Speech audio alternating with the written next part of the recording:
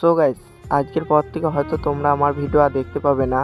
আর আমি এই কথা কেন বলছি গাইস সেটা বলবো ভিডিও লাস্টে, তাই তোমরা আমার ভিডিওটা লাস্ট পর্যন্ত দেখো। হ্যাঁ গাইস, আমাদের ট্রেন ছিল ভোরবেলাতে, তাই ভোরবেলাতে চলে এসেছিলাম। আর এখানে এসে টিকিট কাটার পর আমরা ট্রেনের জন্য অপেক্ষা করছিলাম।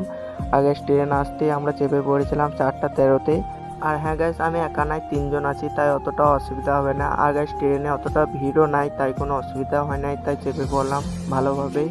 আর কিছুক্ষণ ট্রেনে জার্নি করার পর আমরা চলে এলাম বর্ধমান। আর বর্ধমানে এসে এক কাপ করে চা খেয়ে নিলাম, কারণ প্রচুর ঠান্ডা লাগছিল গাইস, কি বলবো। আর গাইস, বসে থাকতে একদম বিরক্তই লাগছিল, তাই একটা গান চালিয়ে নিলাম, দয়ালা বাবা কলা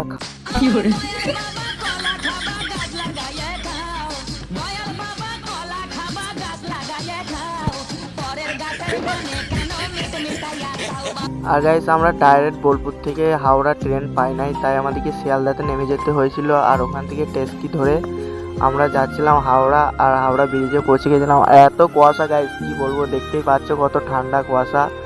আর হাওড়া ব্রিজ পেরিয়ে আমরা চলে এলাম স্টেশন। আর গাইস, হাওড়াতে আমার এই ফার্স্ট টাইম, তাই আমি কিছু জানি না, তাই ওদের পেছন পেছন যাচ্ছিলাম। আর গাইস, ভেতরে ঢুকে স্টেশনটা যে এত বড়, আর ফ্যানগুলো দেখেই আই এম অবাক গাইস, কি বলবো। তাই ওদের পেছন পেছন যাচ্ছিলাম। আর একটা কথা গাইস, আমি যাইনি কোথাও, একজনকে পাই করতে এসেছিলাম, তাই ওদেরকে ট্রেনে চাপিয়ে দিলাম। তাই আমরা যাচ্ছি এখন বাড়ি। আর বাইরে এসে গাইস এক কাপ করে চা নিয়ে নিয়েছিলাম, কারণ গাইস অতিরিক্ত ঠান্ডা। আর হ্যাঁ গাইস, আজকের ব্লগটা এত দূরই, তাই কে কে লাস্ট পর্যন্ত ভিডিওটা দেখলে একটা করে কমেন্ট করে দিয়ে দিও।